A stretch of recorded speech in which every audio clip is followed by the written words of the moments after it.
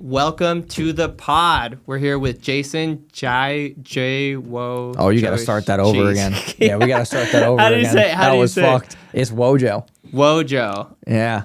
Jason Wojo. I was trying to pronounce your whole name, bro. Dude, the Wojahowitz thing. So, okay. So just backstory, dude. No one ever uses Wojahowitz because it's 13 letters long. Is that so how you say the whole name? Yeah, dude. Wojahowitz? You don't even use half the letters, and no joke to you. I had to put it on my Instagram because they wouldn't verify me because it doesn't like my name Wojo doesn't match my driver's license. So I had to put the full Wojo. Jason Wojo. Yeah. It rolls off the tongue. Oh, dude, the ladies love it too. It's great. Sick, bro. So the one, the only, the myth, the man, the legend. So first question, bro. How did you scale your agency? Like, people, that's what everyone wants to know. Dude, that's probably the biggest question I get. So it comes down to a couple different factors. Number one is definitely the personal brand, dude. It was a lot easier to grow the agency when I had, X amount of followers and like we were posting content 3 times a day. Like being on a bunch of podcasts and just like doing more stuff in the agency-ness than most people do, I would say definitely set me apart. Also, like being around long enough. Right. It was crazy because I saw this video the other day and this guy was talking about how he asked a Coca-Cola, like higher up in Coca-Cola, like how they built such a smooth business. And he was like, just be in business for 100 years. Literally, just stay alive. Just stay alive, yeah. And the longer that I was able to just stay in business was just able to get more reach. Let's go. Also, too, like having more clients that were more high quality. Because I have private clients, too. I don't just have, like, the agency side. We have 200-plus clients. And then I have my own private clients. So those are clients that I work with that are, like, very one-on-one based. So, like, clients that, even live here in Vegas, I work with Dan Bilzerian. I have Ryan Pineda. I'm about to have Brad Lee. I'm trying to get Andy Elliott. And then we got Chris Crone. I got Marshall Silver. We got a bunch of other private clients that we're trying to really expand with, and like that's getting my name out there. Right. And then also like a lot of people in the agency space, they don't realize though, but like, what's funny is how I feel like I'm the only person who runs ads at the scale that I run at as an agency owner. Like I don't see a lot of people running ads as much as I do, and I think it's because they just don't want to spend the money because their churn is so awful that they can't spend money on ads. An agency? Yeah, like their churn's awful and they just don't know how to service clients. So like the biggest proof of concept possible as to why we've gotten so far is just because if I can spend more money on ads than everybody else, like why is that? Right. And it's because we're just able to retain clients better. We have better pricing. We have better sales processes. Just overall, like we've just built an awesome ecosystem for people to come into and grow, and also the clients come into and they can see results pretty efficiently. The only issue with being in my niche is that people are a pain in the ass. And what do I mean by that, right? So like, oh, but Wojo, you run a service business, you have to be nice to people. Here's a brutal reality, dude. There's one quote that ruined the entire agency space, and it's called, the customer is always right. I'm sorry to let you know this, but you're not fucking right, okay? When a client runs ads for 2 weeks, and they're mad that they're not a millionaire yet, and I explain to them that it takes time to find the winning points, they just don't believe anything other than the truth of, I want to get rich quick, and I deserve X because I have an ego, and I went through these traumas, and I did this thing, and I went through these decisions. Like, sorry to tell you, but you fucked up. You made the wrong choices. Not by hiring us, but just by having the wrong mindset. And it's just, running an agency is cool, but at the same time, dude, you have to deal with human nature. 100%. And human nature sucks, dude, because everybody... People are irrational. Yeah, they're irrational. They're emotional as fuck, dude. People are the most emotional human beings ever because we're supposed to be emotional. But, like, if we just looked at numbers, dude, people would be more successful. Right. So, like... that's a proof of concept. Like, your acquisition model, the ads you're running, the leads, the funnels, the conversions, like... then it shows your clients that you're capable because that's how you get your clients. And dude, people get this twisted. Like people think just because I run a lot of ads that it's always profitable. Like people really think that every single day I wake up and I just make a ton of money and then I go to bed. And it's like, dude, there are days where we lose $5,000, days where we lose $10,000, days where we don't close a deal at all. It's part of being in business, and people just don't want to deal with that rationale. Also, for anybody listening to this, that's like, oh, well, I want to get into paid ads. I want to run paid ads. I want to run an agency. if you're not willing to spend money, dude, I hate to break this to you, you're fucked because you just don't have the right mindset going into this at all. Like you have to be willing to spend money. Right. And growing your agency comes down to spending money. I was on a call this morning with one of my private students, and he's sitting at $18K a month. He runs a low ticket offer. And he's like, yeah, man, we spend $7,500 and we get 18 grand back. And I'm like, why the fuck would you what stop are you the mad ads? about? What are you fucking mad about, bro? Yeah. He's like, oh, I feel like there's this fear thing going on in my mind where I just don't want to up the ad spend. Bro. I said, dude, there's something that made you believe that when you were a kid, like either someone let you down or there's some fear, like your dad either left you or your mom fucking didn't give you good Christmas gifts. Like something happened when you were a kid. Like something happened. And I think that's the true reality 100%. Behind most people who run a business, that there's preconceived childhood traumas that prevent them from growing. 100%. Well, have you read the book Outwitting the Devil? It talks about the 7 fears that like it plagues mankind. It's like fear of poverty, so maybe he's afraid of losing it all. Fear of. And then I asked him, I was like, dude, like, all right, let's just break this down because I'm a numbers guy. I'm like, how much money do you have in your bank account? He's like, 15 grand. I'm like, why are you afraid to spend? See, here's the problem, dude, and this is all social media shit. Yeah. It's like you think that 15 grand is such a small amount of money because you look at guys online who have fucking Rolls Royces and all this shit, and it makes you feel like it's not a lot of money. I mean, dude, it's like it is a lot to most people. 100%. I don't know if anybody knows this, but like, dude, the average bank account balance I think is like fucking $900 and something. That's some wild, shit like that. Bro. And then like above the age of 40, it's over $9 grand. And then above the age of 50, better than a 40-year-old, bro. Like, dude, people just don't get that though because they're in the killer of comparison. Yeah. They're just like, oh, like, you know, like Gary Vee makes this kind of money and this guy makes this kind of money and Grant Cardone runs $1 billion business and I got 15 grand. I'm a loser. And it's like, dude, not everybody can be like that. Yeah. I was talking to my graphic designer this morning and I was like, bro, the comparison on the internet just makes people feel bad. Like he's 25, he's doing all right. I'm like, bro, 25 is young, dude. Like some people don't make millions until they're in their 40s, 50s, 60s. You know what I mean? So like the internet comparison, just kills people's fucking idea of what they believe they should be worth. But based on that though, like going back on your students thing is I had a similar like fear where like a fear of poverty where I was afraid to spend or invest into things because I feared like I would lose it. But really money is like an energy, it's a flow. So the more you flow it out, the more it can flow in. And you like once you convince your mind that that's the reality, it is. And so so true. You know what I mean? So as long as you're in that flow of like giving and receiving, like it always comes back to you. Yeah, of course. 100%. And it's like, some people don't want to spend the money because there's no like direct ROI on some things. Right? Like some people invest in shit and it's like not a direct ROI. And they're like, oh, like, I paid for this kind of coaching, whatever this thing is. Like, I don't really see an ROI. I'm like, dude, if you just learned one thing, different that you never knew before, it is worth it. Yeah, dude. But people just have this scarcity fucking shit, dude. Scarcity mindset, bro, is wild. It really stops. It cripples and paralyzes people from moving forward beyond that. You know what I mean? So, like, I think it's really dope. I like your quote, everyone's an entrepreneur till the invoice hits. That's the most viral shit right now. I'm taking over the fucking internet with that. I'm telling you, dude, everybody's sharing it. It's like crazy because it's so true, dude. When we pitch a client, they hop. All right, so this is the problem with the world too, dude. And I'm just a straight shooter. I'm very direct because people are just full of shit, dude. People hop on sales calls with a service that they want. They get provided the value that they want. They get told the price and they run faster than a fucking track star, dude. And it's crazy to me how you went from, I'm going to sit here on Instagram, I'm going to swipe because I'm a fucking idiot. I'm just going to swipe all day. Right?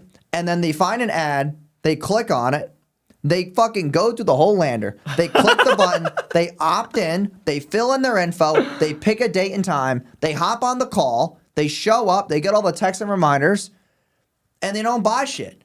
Like, dude, I've never hopped on a sales call and never bought nothing. Because you have to value people's time, dude. 100%. And it's like, if I'm hopping on the call, dude, there's another person on the end of that shit. Right. And if you're a business owner that needs a certain service, like, dude, you need it. Why'd you book the call in the first place? Right, bro. Like, we might as well just block your ass. I'm just so tired of this shit, dude. Like, this is a great pod for me to just kind of express all the shit wrong with the industry. 100%. And then people will come on the comment section and be like, oh, Wojo, this is a scam. Yeah, this is a scam. What do you spend money on, bro? Every day I'm awake costs me at least 20 grand to be alive. right? At least 20 Bro, you grand. got the McLaren. I got my McLaren. I got payroll. I got fucking $10,000 a day running an ad spend. All this shit, dude. You don't know what an invoice fucking looks like, bro. And so that's the whole concept, though, of an entrepreneur and like someone who is a consumer. You're either a consumer or a producer. And so most people are consumers. They've been programmed since childhood, since school, and all they do is consume media, consume bullshit, buy, whatever, right? So when it comes to them wanting to be an entrepreneur, they're still thinking as a consumer. They don't understand that your dollars in bring dollars back, and whether it's information or whatever the case you're investing in. So like you have to switch that mentality to be able to really get return, because that's all business is. It's like moving money in order to create value or service and then getting a return. Like that's all it is. So yeah, and also they're used to the employee mindset of instead of putting money in and getting money out, it's I put time in and I get money out. Right. So like they trade their time for money because the time thing doesn't really suck anything away from somebody. Right. And one of the biggest things I talk about at my events is like, dude, you look at your bank account balance all the time. People look at that shit all the time. You are wrapping your identity into something that it really isn't even yours. That's true. And the time is yours. So you're okay wasting a ton of fucking time doing shit that you think is important. Yeah. But when it comes time to spend the money, you think it's an identity crisis, and you're like, you start fucking having, emphysema, dying. And you can't even pull out your credit card. Dude, it's just crazy to me. No, it's wild, bro. It's just nuts, dude. No, it's wild. There's a lot of humor in it. It's like, funny. I'm from New York, so like the way that we talk and the shit that I say really comes out on camera. Like we just say whatever the fuck we want, when we want, how we want. You need to. So, dude, this is great. You need to. So let's pivot a bit. So now you're, I'm sure from where you're going to end up, like anyone who has experienced any level of success doesn't see themselves as successful. They're like, dude, I got like 10 more mountains to climb. But you're at a certain peak, right? Some people look up to you. You have clients and coaches or students or people that look up to you at a valley. So where'd you start from? Like, how did Joe come to be Joe Wojo, Bentley whipping, McLaren sliding? So yeah, I mean, the whole journey started in 2024? It's 24, bro. How the fuck did we get here? I don't even know how I got off the plane yesterday. So 2018. No, actually, it wasn't 2018. It was 2016. I'm in culinary school because I had this fucking bullshit job at a cafe. It was all right though. I mean, I still talk to the owners the very day. We're still good friends. But I was making $5 an hour, just like cracking eggs and shit under the table. It was just all cash. So I was doing it, and he's like, yo, man, if you're going to go to school, you might as well be a chef. So I was like, all right, fuck it. Let's go to culinary school. So, dude, I go to culinary school, and honestly, dude, there's only one thing that I took from that school. And this is going to help out a lot of people who are in sales or are an entrepreneur. I don't care what business you're into, but if you have the ability to talk to women, cold approach, you are going to be very successful. You're cold caller, sales closer. You know what? I literally relate a lot of like closing to with the women. That was my first experience as being a solid closer. Yeah, dude. It's like, you don't look needy, you branch curiosity, and you win every fucking time. That's 100%. It, dude. And you learned that in culinary school? I learned that in culinary school because, dude, I hated class. It was worth every dollar. Bro, every single day was like a 4-hour lab. And they're like, we're going to go in and we're going to cook and we're going to do this. I'm like, dude, fuck that. I want to play Mario Kart in my fucking dorm room. So me and my friend at the time, if he's watching this, Mike Conboy, dude, probably the funniest kid in college you could have as a friend. Dude, we used to do some dumb shit together. Like, we used to party pretty hard and have a lot of fun and just like be kids, dude. We were still young. We were freshmen in college, and I didn't expect anything less for myself because I didn't know what the hell I wanted. Right. So one day up in upstate New York, I went to Delhi. It's like a community college. I played tennis there too. And it was a snowy day up there. Upstate New York, dude, it gets so bad with fucking snow. So like I go to get my shovel out and I'm shoveling. And all of a sudden I'm like, wait a second. Like, let me grab the ice scraper out of my trunk. So I grab it, and I see this box in there. And it's just a box of Pokemon cards. And I'm like, motherfucker, let's go on eBay. Let's sell them. Let's go. So I, grab a Stella, walk upstairs, and I'm just ripping through these boxes. and I found a bunch of cards, dude, like crazy like nice your cards. old shit, like yeah, dude, EX cards, like good condition, dude, things that I was selling for like $15, $20, which is not a lot to some people watching, but like to a college kid with no money, hell yeah, bro, I was balling the fuck out. So I'm selling all these cards on eBay, and I was making like maybe $200 a week, nothing nuts. I mean, $800 wasn't bad. So, you know, I used that money, went partying even harder, and I just, you know, was like getting excited about that shit. I was like, dude, I'm able to transact over the internet. Like, what else can there be? Yeah. So then I'm sitting at this auditorium one day, and this professor comes in and talks about how if we decide to go the chefing route, we're gonna pay, you know, we're gonna get paid $15 an hour. We're gonna slave our lives away. I'm like, yo, fuck that. No shit, he sold you on not doing it. I leave the conference, and I call my mom and dad, and I'm like, hey, like it's my second semester. I'm finishing up this paper.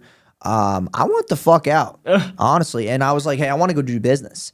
I don't want to do culinary anymore. And bro, the biggest letdown I think in my life was Delhi not having a business program. No shit. Bro, I had the most fun at that school.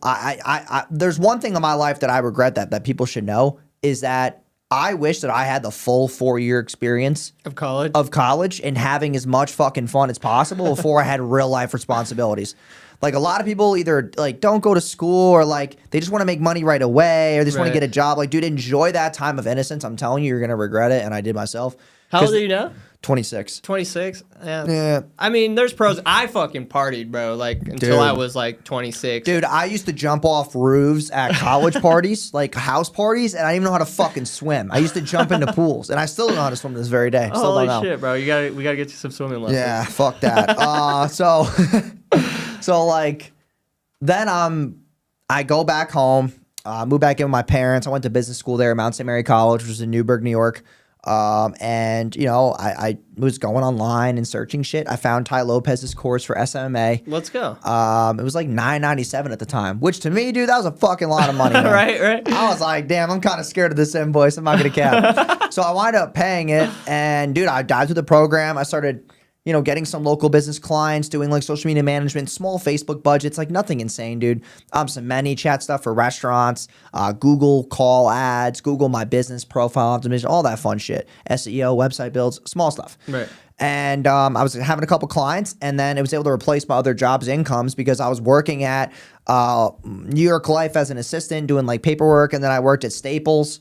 That was a fucking shit show. And then I worked at a financial firm, which was the best job I ever had, actually. The financial firm was great. Met a lot of cool people. I went back for Christmas to New York about a month ago, Christmas, and I visited them, and it was really cool to good to see everybody. You know, because it's been a minute. It's been about 4 or 5 years. So, you know, at Staples, dude, every job I had, I got fired. Dude, every job I had. Bro, so I was in the back room of Staples, and I would hide in the boxes like a little bitch. Did not work? No, bro. If employees were in the back, they would walk by, I'd fucking jump out and scare them, dude. It was the funniest shit. That's why you got fired? Yeah, bro. My manager was in the back room. Dude, I have all these videos on Snapchat of me. I'll show you later. Oh, my God. I have these videos of me hiding, and then I'm like, it's just like funny as shit, dude. Holy shit. So I got fired from there real easily. Crazy part is, dude, I stuck around for 8 months. That's a long time, dude, bro. They were like, what do you do here? I'm like, I have no fucking clue. Honestly. I jump out of boxes, bro. I have no idea, bro. I used to go up and like check people out, and I was like, what do you want? And they're like, I'm checking out. I'm like, oh shit, okay, give me the thing. It's a scan. Dude, I was such a clown. Give him the wrong change. Dude. It was when someone took out cash, I would call my friend and be like, yo, you gotta get over here, bro. Get the change, bro. I don't know. I like count that shit. I'm not doing it. If someone used the card, I was like, thank God. That's what we need to do. Oh, man. Just card it out. So then, yeah, dude. And then I was at home for 3 to 4 years. As soon as I graduated college, my dad wanted to rent. You finished it? You finished college? Yeah, I finished college, yeah. I mean, it was fun, dude. I had a lot of fun. Still partying, but I couldn't party as much because, like, here was the problem, dude, is that I had to drive everywhere. So you can't drink and drive. Don't do that. And, like, you know, I just couldn't, like, bring a girl back home or do anything because I lived in an 800 square foot home with my parents. No. Dude, in New York. Our house was probably to the door there to here. That's how small that fucking house was. Dude, so, no like, chicks at the crib. What'd you do? You got hotels or something? Bro, oh, dude, that's off camera shit. That's off camera shit. So went to the park. I mean, dude, I'm not gonna lie. I mean, as like, a kid, if there was an empty parking lot, we're busting a mission. That was it. You know, that was some Mission Impossible shit. But like, dude, like I still try to have relationships. I had one relationship while I was in college, and you know, it was all right, but I was so naive. I was so innocent, dude. I didn't understand that stuff. Like, I didn't understand what it took to actually have a relationship. Right. You know, because here's the one thing I do regret is that, and this is the second thing actually, is like, first dude, is what, not partying long was enough? that, dude, I was broke back then. The whole time? And having a girl back then who actually liked me, for me, that was something that I wanted to hold on to. Now, every girl gets in the Bentley, massage fucking seats. She doesn't know how to fucking act, all right? That's the problem right now. Bitch, get your shit together. Dude, it's so tough now. I just like don't know what's going on because every time I go on a date, dude, they just expect things. Right. So, also like you're in Tampa too. Yeah. Also, girls are like, bitches. "Yo, like, are you coming in the Bentley or the McLaren?" I'm like, "How did you know that?" And they research, dude. If you go on Google, you'll find everything about me. So it's like, it's just tough, dude. That poses like a situation if you're trying to build genuine relationships, yeah, dude, right? I test this shit sometimes. Where like I'll be talking to a girl, she has no clue who I am. And I was like, yeah, like, you know, I'll pick you up at 7. Yeah, you know, I'll always like bullshit. I'll be like, yeah, my car's a little run down, but we'll get to our destination. That's one line I always use. You should rent a fucking Camry, bro, and pull up in the Camry. Yeah, fuck that. I'd rather blow that car up just for fucking shits and giggles. Oh, that would be. I told all my roommates if they ever pull up to the crib in a Camry, I'll blow it up and give them the money back just to help them. I'm like, dude, do not. That would be a hell of a date, bro. Pull up in a Camry to test her, and then fucking, they're like, what are we doing? And we're like, we're gonna blow the fucking Camry up. They're like, you're not gonna do that. You blow the fucking Camry up, then you'll see if she's down. Then you're like, what are we gonna do? We gotta evade the fucking police. She's gonna either like that's how you test a rider, bro. She's gonna either ride with you, like come up with an escape plan, or she's gonna fucking ditch you, and you're like, she wasn't a keeper. Yeah, I mean, dude, it's just tough, man. It's like. The other side of the coin, too, is that it's just tough for me because I don't want someone taking advantage of me. Right. That's the worst part, dude. It's honestly really tough for me because I wasn't, like, 5 years ago, I didn't have money at all. Yeah. And it was just tough, dude. It was like this weird synergy where I was kind of stuck in this rut of, like, where do I belong? Who am I? Blah, blah, blah, blah. And, like, now, dude, I kind of feel like I know who I am. I just hate dating in our day and age. Right. Like, dude, it just sucks, dude. Like, obviously, I'm not hating on women or nothing like that. I'm not hating on that shit. But all I'm going to say is just that, dude, it's harder than ever. Yeah. I saw you post something on your story before I didn't read the whole thing, but I was like, oh, dating? I'm not in that world anymore. Dude, like, dating in my world right now is actually, like, so tough, dude. I'm sure it is, dude. Well, it depends. It's actually like a fucking disease. It's like it's everything terrible. else in the universe. So, like, are you clear on what you desire? Like, you just got to know what you want, and then obviously don't expect it. But, like, if you are clear, like when you wanted a McLaren, you knew you wanted a McLaren. And like, so it's the same with like a woman, like what type of woman, the characteristics. Yeah, like I'll know what type of woman I want. The only issue with my past relationships is that the woman was not okay with me working so much. Well, that's I mean, that's and it's like, you know what problem I have with this? It's like, you want a guy who provides and protects, but you're not okay with the fact that I'm working, trying to make it fucking happen. Bro, and then they're like, oh, I want attention. I need you to give me your undivided attention. I need you to sacrifice. Okay, so then we won't take 3 vacations a year. We won't do this and this and this. Sick. I'll fucking trade the cards and we get a fucking golf cart. Sounds good. It's a great idea. Listen, bro, I'm married, Trev's married, and I think that's just the dynamic of like, bro, that's what it is. It's like being a man, you have to provide, but they want all your time or as much of it as possible, and like they want to live this lifestyle, right? And so it's just a weird dynamic, but also it's why I like really fell for my wife and like how we got started the first like 3 years of our relationship is I wanted someone that was with me on the journey, that was like grinding with me on the journey. And so I own a production company. That's what we do. And so she was like with me building the company. And maybe that's like a type of person that you might need, like someone that is with you building the organization and the dream. And that's what really, because I wasn't looking for like to get married or a wife or anything. Like I always had women in my life, but she really stuck around because we were like moving towards the vision together, and it just kind of like worked out. And that way it's like you're spending all your time together, but you're also working and spending all your time together. Again, I don't know if that's the ideal situation. Eventually, I mean, dude, I've had some recent experiences just to kind of go through an interesting example. I was talking to this chick for maybe like 3-4 weeks. And in today's day and age, that's like a year, right? Dude, for fuck's sake. So I'm talking to her for like, actually no, longer than that. My fault. So I was talking to this chick for like maybe 7-8 weeks. Things are going well. And, we're going through like our hobbies, what we like, Right. what we enjoy, what our goals and values are, all the stupid shit. The interview qualifying process. Yeah, dude, I feel like I'm getting fucking interviewed for a $5 an hour job. So then I get, I'm obviously a really nice guy, and not in the nice guy way. I know my limits, so this will be funny. So I'm like, hey, like, you live across the country, like, let's meet up. I'm going to be traveling X, Y, and Z. Right. I'm going to be in Vegas. I'm going to be in San Antonio. Like, I'll fly you in, like, we'll have a good weekend. She's like, oh, I can't just do that. I have to work here. And I'm like, okay, that sucks. Like, quit your fucking job. Like, I don't know what to tell you. So then over the last 2 months, I've given her gifts, just small things like a fucking massage. And then I delivered like this bouquet of strawberries and shit, just like, yeah, that's nothing major.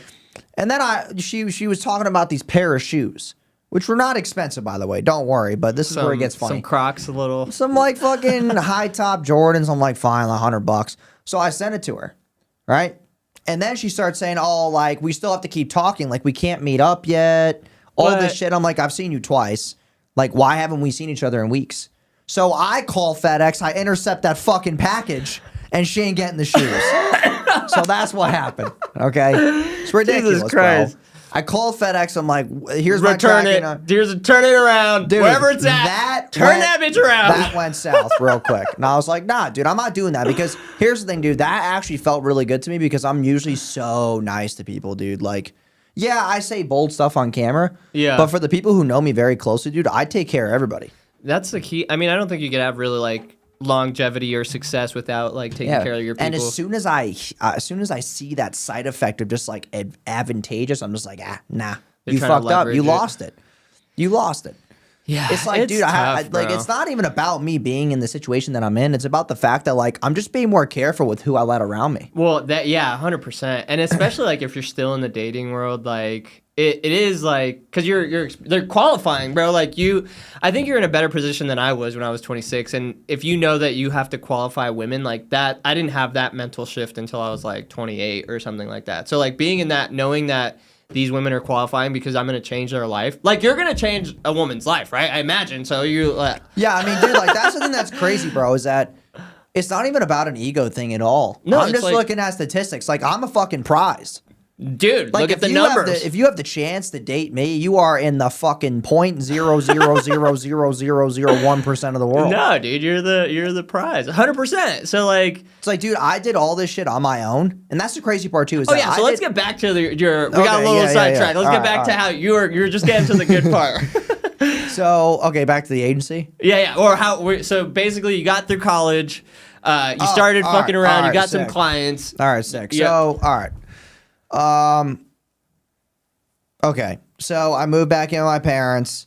I got the SMA course. I started getting clients, and then I saved up a little bit of money, and my dad wanted me to move out.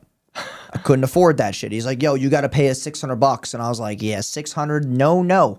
So then I go on Facebook Marketplace, and I try to find a room in a house, something cheap, like $400, $500 a month. So I found one. I call him. His name was Steven. We're still friends to this very day. Dude, he's awesome. And, I FaceTime him like, dude, I'm not a fucking creep. Here's my Instagram. Here's this. Like, dude, I'm trying to fucking make it in this world. I have money. Don't worry. I have cash saved. I could pay for 12 months, but I'm not going to do that. I had I think it was like $7,000 saved. Nothing insane, dude. I just had enough.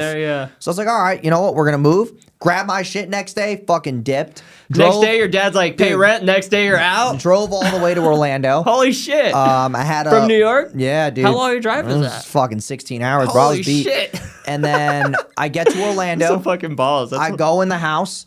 And, dude, the house was actually really dope. Everybody was cool. And I just chilled there for about a year and a half. Then I had my best friend Troy move in with me too. He does email marketing, and we actually connected over our first client ever. That was right before I moved, and that was Hustle Out. And it was a t-shirt brand where we ran a free plus shipping offer, and we had the whole ClickFunnels thing set up, and we took it to 21,000 customers in 11 months. And then after that, Greg fucking sold it, and then me and Troy to go to our own. And that was where we really started to like grind, like pushing out low ticket offers, fucking doing all our lead gen funnels, doing all our client acquisition, doing all the fulfillment, all that stuff. Like we did all of that when we were in that house. And you know, dude, we just grinded really fucking hard. And then I started doing like maybe 10K, 20K a month. And then after that, me and Troy were getting really ballsy, and we were like, yo, we got to find a bigger fucking crib, dude. We can't be living here. This is not aligned with our fucking bank account. And I'm like, you know, Troy, we have a decent amount of money, but like, you know, how big are we looking? He was like, nah, dude, like something that we can all split. So I was like, all right, sick. You know, I'm down to commit. You know, just don't fuck me over. I'm down to commit. So then we go, and it's me, Troy, Dave, Nick, and we all live in this house, and it was like $7,200 a month. Which was, split up, dude, like it was a guys. pretty fucking nice crib, I'm not gonna cap, dude. Dude, that house had the best shower you will ever see in your entire life. I legit have went house shopping over the last 2 months trying to find my first home ever that I actually own. And bro, when I tell you it is hard to find that shower, it is so fucking difficult. You have to build it, Whenever I go with the realtor, she's like, show me the shower. I'm like, dude, first that's all I do. Before we get anywhere. All I do. I said, send me a listing of only homes that have a nice shower. And she's like, okay, why the fuck do you care? I'm like, dude, if you know anything about entrepreneurship, headspace, just mental fucking toughness, dude, the only time of peace and quiet I ever get in my life is in the fucking shower. Okay, once I leave the shower, my phone's there, it's laptop, fucking blowing people up. Bitching, calling me, like, dude, that is where I get my peace and quiet. And I want to be able to have a whole speaker system, sound system in the shower, and I like that whole setup. It's cool. Play some fucking ambient, relaxing meditation shower music. I listen to NF, fucking all that stuff, dude. I just love the shower. Like if I'm in the shower and you bother me, like I might swing. Like I might actually swing at you. Get the fuck out! Like, dude, this is my me time. Like I used to lock the door in there and I would put this big boom box, bro. I have videos on my stories in the archives, and I would put the boom box right in front, and then I would play it so fucking loud, bro. Everybody couldn't even take Zoom calls. Everybody couldn't take Zoom calls. They're like, bro, we're trying to run our fucking sales call, dude. Until Jason, Wojo's done in the shower. Fucking Wojo. Until Wojo's done in the shower, we can't have any sales calls or do anything constructive. So then from there, dude, like we were in that house, and that's where things really took off for us. Like to the next level. Bro, yeah. We were all doing 7 figures. And then from there, I was like, all right, like what's next for me? I bought a Maserati. And then after that, I got my first McLaren. That was, dude, hands down the craziest day of my life. The McLaren? Bro, getting that white McLaren, dude, I don't know what getting married feels like. I don't know what, like, that, like, having your first kid feels like. But just the amount of energy that flows to your fucking toes when you just get in a McLaren and you're in front of the dealership and you know you just spent, like, 200 racks on a fucking piece of metal. Dude. And you just drive off. Did you buy it cash? No, okay. I'm not that stupid. But like, dude, like you hop in a car like that and you just feel like a completely different person, dude. I imagine. It just makes you so confident, and it's just crazy, bro. It's a huge life hack. Like if you have at least 100 grand in your account and you're still driving some bullshit ass car, dude, like go get a fucking nice car. Like go put 30, 40 grand down on a nice car, pay the high payments, and fucking feel the exhilaration and motivation that you'll have. Dude, I'm telling you right now, I tell all my friends that. Some of them don't believe me because they're like, oh, it's only you. Like you like McLarens. I'm like, dude, you wake up every morning, you walk outside, you see a fucking Bentley and a McLaren. You trying to tell me tell me your fucking life doesn't feel good. Like, dude, it completely changed the way that you look at money, the way you look at abundance, the way you look at time. It just motivates the shit out of you. Like when I wake up in the morning, I grab my car keys, I go outside, I fucking blow the fucking engine, wake up the whole neighborhood. I drive out, get my Dunkin' Donuts, come back, I take a little bit of a spin, and then you know, I eventually park.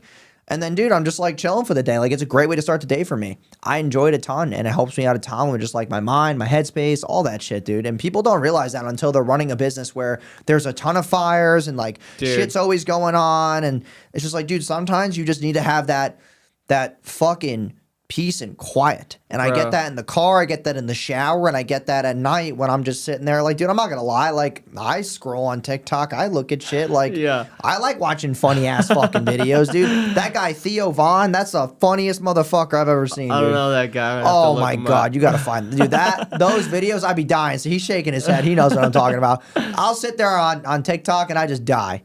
I'm just in my bed laughing, and like my roommates are like, dude, what the fuck are you laughing? I'm like, bro, I'm gonna text this to you. I got you.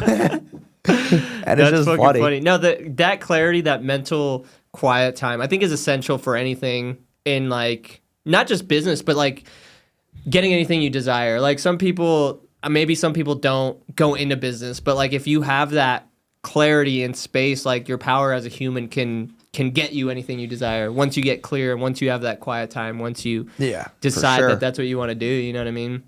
You need it though 100% after you have like, we're not at your level. We have like 15 accounts, but even then fucking, 20 people calling you, access to you all the time. Bro. People that work for you. How do I handle this? Like, bro, how do you think you should handle this? Huge life hack. All right. So there's a huge life hack that I did with this phone. So if you're getting calls and shit and you're getting annoyed, all my friends hate me for this. They're going to comment down below if they see this. I set up my phone with a no caller ID. So do you have your phone on you? Yeah. Watch this. Okay. Oh. Dude, while we're fucking sitting here, look at this. Close a $10,000 deal while we're just bullshitting. All right. Let me see. So if I try calling you, let me see. Okay. Watch this. This is going to be great for the fucking podcast. Tell me what your phone says. Let's see. I'll show it on camera. No caller ID. Have you tried to call me before? I probably didn't answer. So, dude, no, I haven't tried to call you, but I do that on purpose. That's wild. That is all set up on purpose because I don't want people knowing my phone number. And if you call your telephone provider, if you have clients and you're tired of people bothering the fuck out of you and calling you, just put it on that. That's it. That's wild, bro. I had no idea you could do that. Huge life hack, and all like my higher level entrepreneur friends told me about it. And I was like, fuck me, I'm doing crazy. that shit. Every time I get a no caller ID thing, I'm thinking it's the feds. I'm like, the feds are fuck the feds, bro. They're trying to get me. That has been a huge life hack, and that's been a huge life hack. Like in my life, is just making sure that, like, dude, I like when I have people asking me questions. I'm not like. And see, here's the thing, dude. It's like I said before, like it makes it look like kind of an asshole on camera, but like, dude, I just don't want to deal with with the intolerable bullshit, traumas, and just annoying stuff that people try to place on you, dude. Well, like based on like your level of like where you're at in the business, you need to be focusing on your like zone of genius and your highest like dude, so highest. Fucking true. So that's why recently I replaced myself and I'm not CEO anymore. And some people don't know this. So like this might be the first time that I talk about this, but like, dude, the last month we haven't told any of the clients or anything, but like, dude, I'm not CEO anymore. Casey is. I stepped down. I took away the title and like.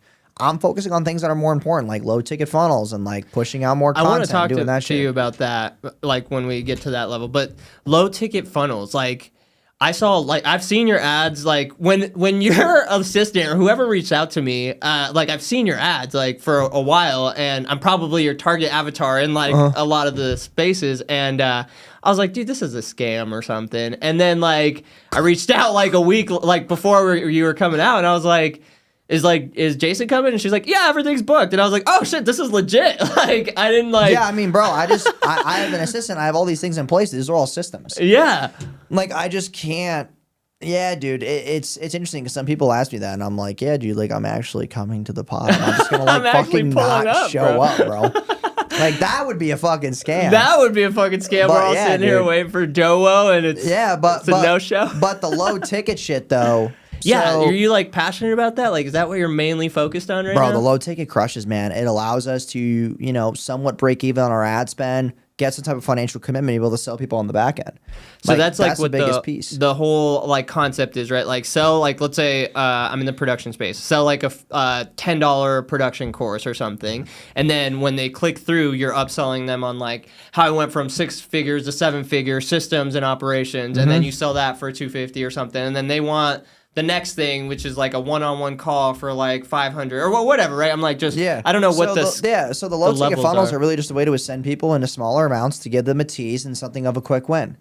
That's all it really is. It's just like, hey, here's what you can benefit from getting this small win, and then if you want to get done for you can book a call and we can do it for you for a high ticket price. It just makes more, dude. It just churns. So like, how high do you go in like the low ticket sales? I go from like 20. add-ons? I go from 27 to 197. And those are like the adders at the end. So like I'll go from a 27 to a 57 to a 97 to a 197.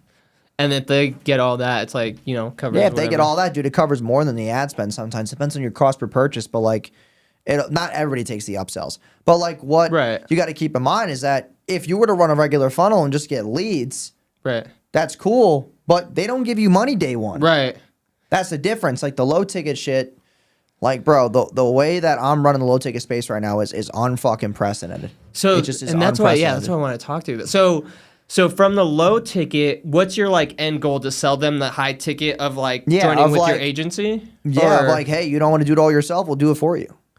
That's sick. So like for example, dude, like you run a production company. Right. Okay, so you just shoot podcasts and ads for people? Like what exactly? Pretty much. Like we do commercial, everything from like a high-end TV commercial all the way to like social media management, social media content. Then your low ticket offer is a fucking video script. This one video script has outperformed every other ad that we've ever pushed out. And this is our winning video script. $5 or whatever, $7, $9, $17. Those are the best price points for a front end. That's your low ticket offer. Boom. And then they get the video script, and then they're like, "Oh, cool, this is sick." But like, who the fuck's gonna film it? Ta-da! Fucking hell, dude. Free game, bro. That was right there. You sell that for fucking clip this up, $9.99, fucking low ticket. I have a client who, dude, these things will blow you away. So I have a client who sells a course on how to get your kids to talk faster. Like what? That's crazy. Some kids don't get their first words out very young. Right. It's a course on how to get your kid to talk sooner. That's insane. It's $37. Moms. Bro, she makes $300,000 a month with that fucking course. That's fucking nuts, bro. Then because my wife has bought shit like that. We have another client who sells a course which will make you die, which is metal detecting. How to make $10K a month doing metal detecting. What the fuck? And they call it this like treasure map. Where it's like, hey, get the secret treasure map of all the high income zip codes of all of the old royal people who lived in the US 60, 70 years ago. And literally I'm fucking sold, bro. Dude, they give you this map and it's got all the high income zip codes, all the shit. And you, on the order bump, you buy their exact metal detector. So now they're selling digital and physical to you. Holy shit. Like, dude, low ticket offers are actually very simple, but people just think that they're like far fetched. Like, dude, crazy. Like, for example, dude, if I get a new client on that wants a low ticket funnel done, I can build that in 3 hours and it's launched by the next day. It's not hard to launch. That's crazy. They're really hard. Like, that's why I did the low ticket starter kit, because people can just take the funnel that I give them. I give them the fill in the blank ad copy. I give them the fucking plug and play ad creatives that are done in Canva. I give them the exact landing page and I put the actual funnel like there, and I put the fucking things in parentheses of what you're filling in the blank. To the point where you can literally just drop the product in there, go into the ad account, follow my Loom video how to launch the first ad, and you can get sales tomorrow. This is your, like, when someone onboards as a client? No, this is my $27 low ticket starter kit. That's fucking it, dude. That's crazy, bro. I'm about to buy that. Send me the link.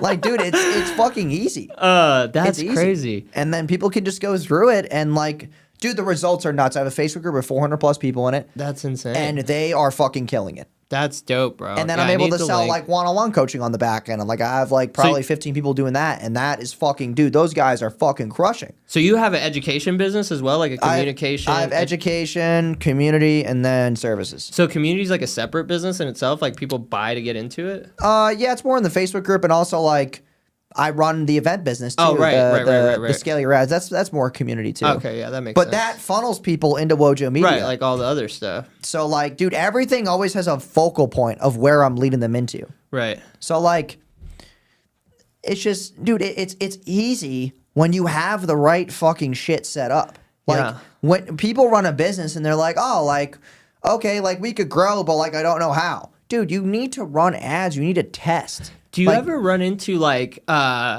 you blow someone's shit up and then they don't have the operations to like fulfill on the back end? That happens a lot. Yeah, with a lot of e-com stores. Yeah, we've lost e-com stores that have went from maybe $50K a month to like $200K a month, and they just fucking stop. Just because they just don't have the fulfillment. They don't have the cash on hand. That's the other thing too, bro. Is that business owners don't manage their money wisely. Right. Like if I take your business from $50K to $200K a month, we need to order more inventory. A lot of business owners, that's what you need. A lot of business owners don't have $200,000 sitting around in cash to buy an inventory. Right. They don't have it. because they're too busy buying a fucking Benz that they really can't afford, or going to Cancun when they can't afford it, or just bullshit, dude. Whatever the fuck they're doing, they don't know what they're doing. Well, yeah, that's I struggled with that until I like got a CPA and like they freaking S-corped me and like W-2'd me out of the business, and now I make like 80 grand a year as like an employee. But if you don't do that, then you just see your bank account and you think that you could do whatever the fuck you want with it, like, you know? Yeah. Dude, people just don't know financial literacy, and that's like one of the biggest issues, dude. They just don't understand how to manage money. No, that's a huge skill, dude. That's something that like it took me a long time to learn. Dude, I didn't even make real money until I was like 29. So like, you know what I mean? It took me a long time of fucking failing. Yeah, people always ask you, dude, like, how do I grow my business if I'm at 10, 20, 30, 40K a month? You got to run fucking ads. Like, if you're not running ads, dude, like, you got to understand that there are 3 things are happening. Number 1 is there is no predictability in your entire income. Right. Like, you could lose all your clients tomorrow and you have no way to get new ones, regardless of what you think. I don't give a fuck. Honestly, too, if you're not making at least 100K a month, dude, I feel really bad for you. Because that's just like, dude, life for me didn't start until I made 100 grand a month. That's like dead ass, bro. Like, I wanted a lot of big things for myself, and I was like, you know, 50K a month, dude, you could buy a nice whip, you could have a nice apartment, but 50% of it goes to Uncle Sam unless you're good with taxes. And like, you know, you're shelling out 15K a month of that in just fucking taxes. Your rent's 3, 4, 5 grand. Your car, if you want to have a nice car, is going to be 3, 4, 5 grand a month. You got fucking expenses. You got payroll. You got all this shit. Like, bro, you don't really keep much if it's 50 grand a month. Yeah. You need to have a way for you to predictably grow the business while not having to spend much money on ad spend, and that is fucking low ticket. Yeah. Like, if you're just running a lead gen funnel where you're getting leads, business owners will complain and bitch to me about how the leads are poor. No, they're not poor. You just suck at sales. Right. It's not the fucking leads, it's you. And you need to contact them quick. Like, you have to have the whole back end. Speed to lead, bro. And within 5 minutes, if you don't call a lead, you fucking lost them. Do you know like the statistic on that? Like, it's like 70% drop off after 5 minutes. That's what I was just telling a client. So the other thing too, man, is like, if you have low ticket, you're building your email list of buyers. Bro, and that's huge. Most people run ads and they're like, oh, let's do a free opt-in. Fuck that opt-in. They're not buyers. They're freebie seekers. I don't want a bunch of homeless people on my email list. I don't want it. Free webinars, yeah, that's cool because you sell in the webinar. But free opt-ins, these fucking free automated trainings, dude, no one gives a shit. You either run a live webinar, or you run them straight to a low ticket, or you run them to a VSL, and that's how you predictably fucking scale. Dude, and if you don't have ads, you don't have data. Right, you need that data. And the email list is so valuable, bro. Like, that's bro, just we have 30,000 people on my email list, and it hikes every fucking day. We add about 300 people to the list a day. That's fucking huge. I mean, dude, we will probably make about 120 grand a month off that email list every single month. Bro, and that's free fucking money. That's and just you own that emailing. Traffic. I'm reading that book by the fucking ClickFunnels guy. Also, like, for everybody else who's listening, like, if you have a business right now that you think is doing well, just wait till the entire economy fucking crashes in the next 12 months and you don't have a business anymore. I'm being so fucking for real, dude. People should be really scared about this because all this shit going on, this election coming up, dude. I'm telling you right now, dude, shit's gonna change real fucking quick for people. Like, if you don't have ads running and you don't have a sales team, you don't have systems, you're not gonna make money. You're just not. And also, what people don't realize when you run ads, it's 70% tax deductible. That's crazy. So just run fucking ads. Like, stop bitching about it and spend the money and stop complaining when you don't see sales after one day. Like, I tell people this and they're like, oh, like, I've been thinking about it for months now. Fucking pull the trigger already. What do you think, like, okay, so let's say, like, some just, like, some brand new guy coming in, what do you think, like, the minimum ad spend? $50 a day. $50 a day. $50 a day. Get the thing off the ground. See what your KPIs look like. See what your cost per clicks are. CTR. See what your cost per lead is. See what quality per booked call is. Like, that's what you should be looking for, are the numbers. It's not about the budget. There's no such thing as a budget if you want to be a baller. That's another fucking quote. There you go. If you want to be a baller, there's no budget. There's no budget in being a baller. You got to spend money to make money, dude. You got to pay to play. 100%. Like, I like to ask people this. How much do you think I spend on ads every single day? You just told me 40 grand. No. That's for clients. It's not on me. For you? Is it, 40 grand? No. Okay, I love the fucking ego. That's great. No, we spent about 10 grand, 14 grand-ish, between $10,000 and $14,000 a day on ads. Let's go. And when you're running that kind of traffic, you have to predictably have systems in place to do so. You can't just spend the money and be like, right. yeah, and like, they're like, hopefully we get some closes. Yeah, no. That's not the way the world works in my world. Yeah. Like, dude, all the business owners that we work with, dude, that I'm private clients with, dude, we're spending fucking guap. Yeah. And it's like, it comes down to the systems, dude. Like, even today, even with Chris, dude, I was like, hey, this time, you know, we're about to have this event. We got more registers, but like, how do we get more registers? Right. Without hiking up ad spend, how do we get more people to come to this goddamn event? And I was like, yo, like, we have one guy selling tickets on the phone. What about all of the smaller packages that you sell on the phone? Yeah. We should have a way for them to order bump them. Like, hey, you just spent 30 grand with us. Right. Might as well get some ticket. We're going to throw in the ticket with your shit if you spend 30 grand. If you buy a 4K, 5K, hey, listen, the ticket's usually $497. I'll throw it in for $97. Yeah. Like, dude, that's an easy bump. They're already at 5 grand. They might as well go to 5,097. Yeah. And just attach it and then ascend them. And now that 100%. person who's at the 5K, you can get them to show up, and then it's easier to ascend them to the 30K. Right. Because they're in person now, and it's easier to sell them. Like, people don't think about shit like that. Like, That's crazy. Like, for you who have current clients right now, there are services you can sell to them. You're just not selling because you're scared to fucking sell. People who are scared to sell are scared to fucking buy. That's the game. I'm telling you right now, I run these events with people in person, and they sit there, and they're like, I want to make more money. I want to do this. And then when the invoice comes, they bitch out, dude, because they don't have what it fucking takes, dude. And then they look at me, and they're like, how'd you get here? You see that invoice there? I fucking paid that. You see that thing? Put your credit card info in. That's what I did. I fucking did it. Yeah. Dude, it's crazy to me, man. People expect this fucking massive result with 1 penny of effort. Yeah, you gotta. And then they go online, like, you're gonna get shit on this podcast, by the way.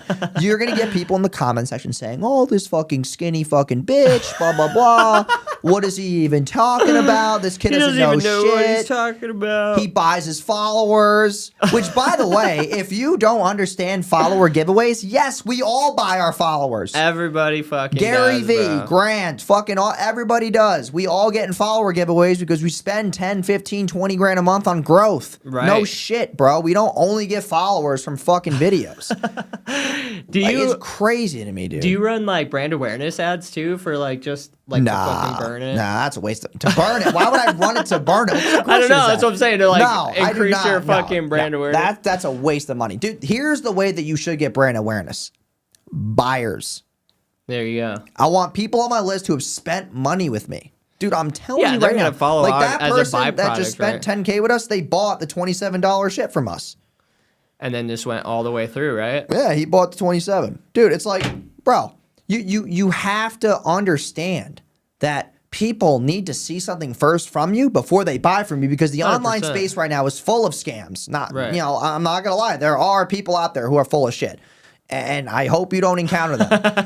But like, dude, you need to get people that small tease. Right. Like, there's one thing that I could throw in someone's business right now that would make them money. What is that one thing? Right. They want to get on video. Like, dude, if there was someone out there who was like, yo, I'm going to sell you, if you're a podcaster, I'm going to give you this like 3-step checklist to make sure your videos, like your podcast rank higher on Apple Music and Spotify for $7, I'm buying that. Right. Or if you're like, hey, here's the exact editing effects that I use to make my reels go viral, I'm buying that pack for $97. Right. That is a small tease, because if I buy it, I'm like, dude, this is fucking great, but to be honest, I don't want to do this shit. Can you just do it for me, bro? Right. Like, dude, that is the game of low ticket right now, and people don't understand that. If you are a coach, consultant, or service provider, and you're not running low ticket funnels, you are missing out on tons of money. You're going to run a book call funnel or a lead gen funnel, spend $100 a day, and you might get 2 book calls. Right. Lucky if both of them even show, Right. and lucky if one of them even closes. Yeah. Or you could take $100 a day and you could get 4 low ticket buyers. All 4 of them are going to answer the phone because they bought something and gave you their credit card info. Yeah. One of them or probably two of them are going to book a call because they're qualified. One of them's going to close because the show rates are going to be higher on a fucking low ticket funnel. That's fucking genius, bro. I'm like sitting here like, why didn't I ever fucking do that, bro? I'm running fucking book call ads. Like, what the fuck? How like much a you spend retard. a day? How much you spend a day? Like $100. Yeah, dude, what the fuck are you doing? I'm a fucking retard, bro. No, you're not a retard. Okay, don't say that. You're not a retard. Right. So okay, you're Just running uninformed. You're running $100 a day. Yeah. How many calls do you get a day with that? Like 3. Okay, and how many of them show? like fucking sometimes none of them show. But like usually like one or two. Oh, this will be a fun little case study experiment. Okay. So you run $100 a day, you spend $3,000. Do you mind talking about numbers on here? Yeah, let's do it. Okay. All right, cool. All right, this will be a live sales call. Okay, so we spend $100 a day, and you spend $3,000 a month. How much do you make a month? Off that? Yeah. Off the ad? Off the book calls. Bro, like not shit. Like maybe like, so my model is I sell like a reoccurring package. So like out of the whole month, I'll probably close like one or two, which will be like a $5,000 a month package. So like it'll be like $60,000 a month I make on like the lifetime, but it's like $10,000 a month.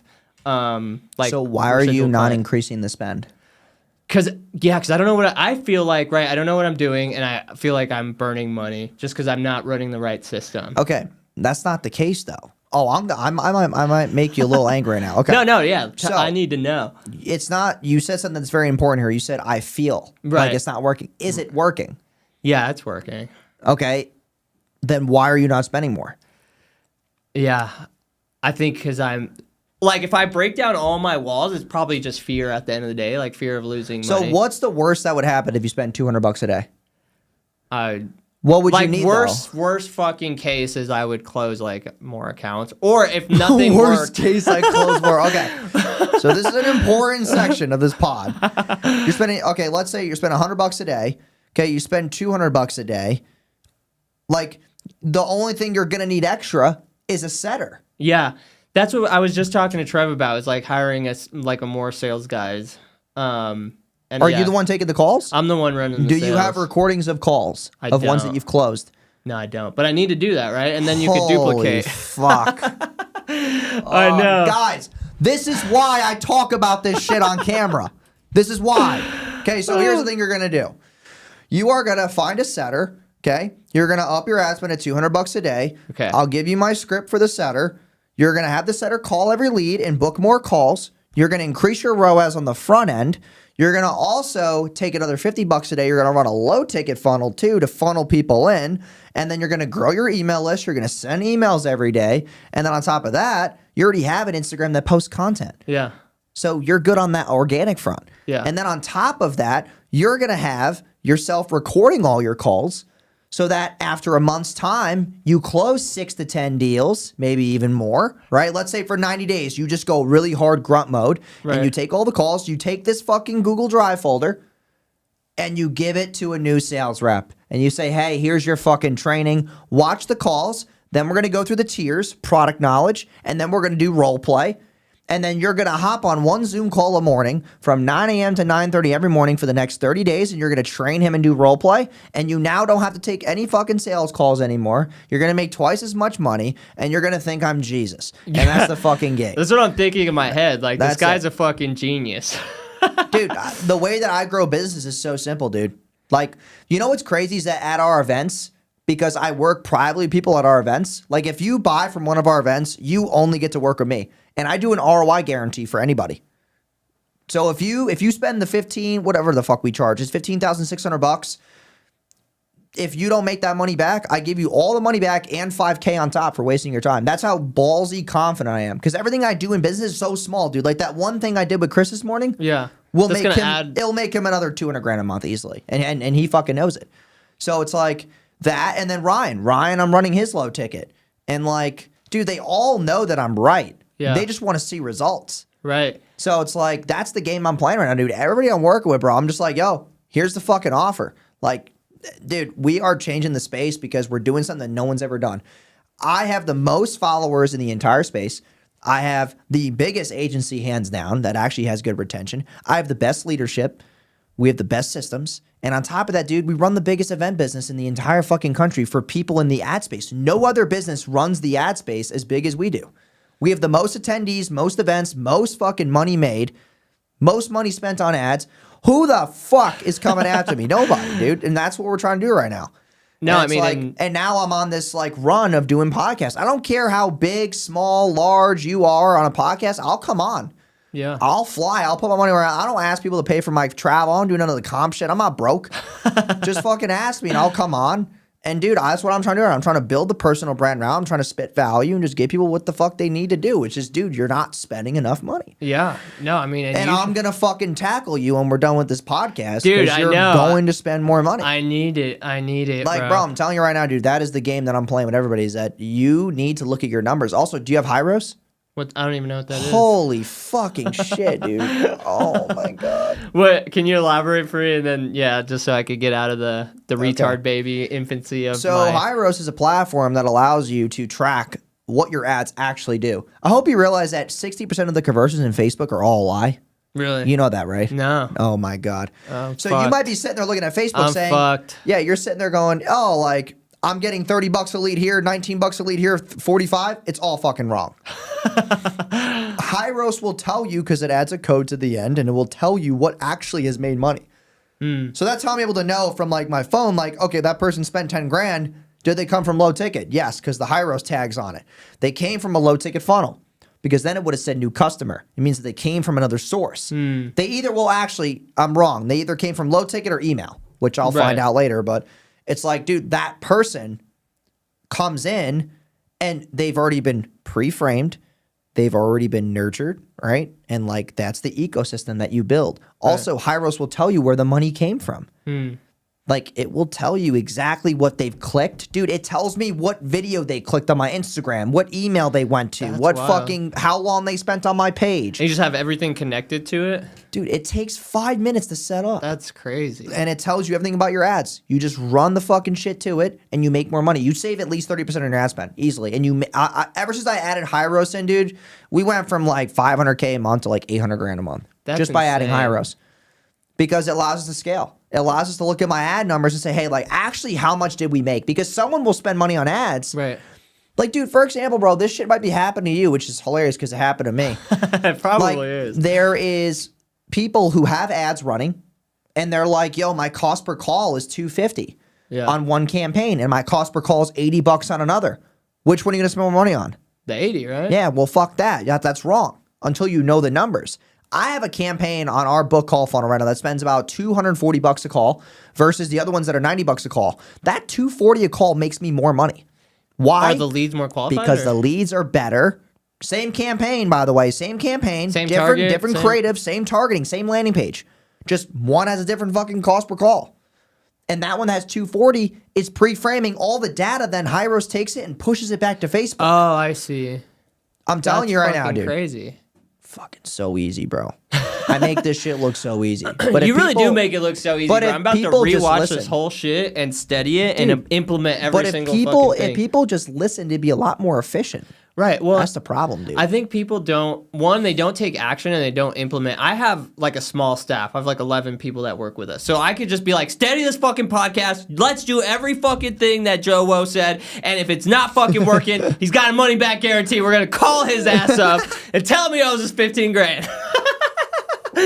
But people don't take action. Like, you know what I mean? And I mean, I've done it, right? I bought a fucking crypto automated trading fucking course. It was like $1,500 and I didn't even finish it. Like, you know, so I think a lot of people get stuck in that. They don't fucking take the information and apply it, you know? Dude, it's tough, dude. I don't blame people, though, because of the shiny object syndrome in our world. Right. It's tough, dude, to take something and then go implement it. Right.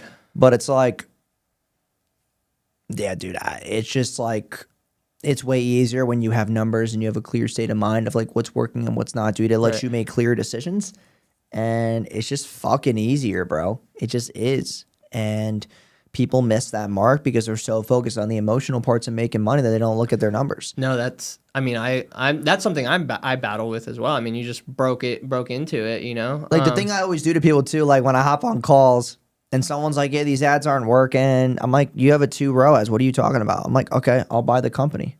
And they're like, no, I don't want to sell it. I'm like, I'll buy it. Give it to me. And they're like, why? I'm like, because I know you're full of shit and I'll make it more money. And they just are like, no, I don't want to sell. I don't want to sell. I'm like, all right, cool. Then stop being a bitch about it. So, have you read, or you're familiar with Alex Hormozi? Have you read his books? Like, what are your thoughts on the read. Hormozi? No? Nah, fuck that. What about audio? You, like, consume the information? Honestly, no, dude. I think all that shit's full of shit. No fucking way, Yeah, I don't read. I have a book, but I don't read. You have a book you put out? Yeah, I mean, I did it, like, it took me a lot of time to finish it, but, like, it's just, I brain dumped everything that I know about ads. Yeah. Like, I'll probably read it. But dude, I didn't write the book like people write books. Right. That's why I don't like books. Books they drag it out. They're telling stories about their kids running around. I don't give a fuck. Just get to the juice. So my book is literally straight juice. Like first chapter, setting up your first campaign. Juice. Give me the juice, Joel. Dude, second chapter, tracking. Third chapter, what KPIs to track. What makes sense? Fourth chapter is low ticket. Fifth chapter is my sales script. Like it's all tactical shit. Yeah. I don't write books the way that people What's usually the name write of the book? books. It's called Ads That Sell. Ads That Sell. I'll read it. Yeah. I'll consume it. Audio. So you haven't heard like any of like the way that Hormozi runs his like campaigns or funnels or anything? I mean, honestly, no. No. I mean, everything you're saying is valid as fuck, and it doesn't contradict anything he says, which is like why I just wanted to get your opinion on it. Yeah, I mean, dude, like what he really talks about is just getting more leads and having better sales systems. Yeah, and that's what you just fucking said. I mean, dude, like here's the thing, dude. If there's more quantity and you're not closing, it's because your sales team sucks. Yeah. But people don't want to look at that because it's this thing that will piss people off. It requires hiring. It requires work. Right. So fuck that, right? Like people don't want to do any work. So they just want to sit there and be lazy. So that's cool. But like I just don't condone because dude, like here's the brutal truth too. It's like I like Hormozi and what he says, but like his play is just to acquire companies. Yeah. And like he's using his personal brand as leverage, but like what he's doing is no different than what I do. He just has a bigger brand. Yeah. So it's like I need to step up my organic game, hence why I'm here and why I'm doing all this other shit because I need to spread the message.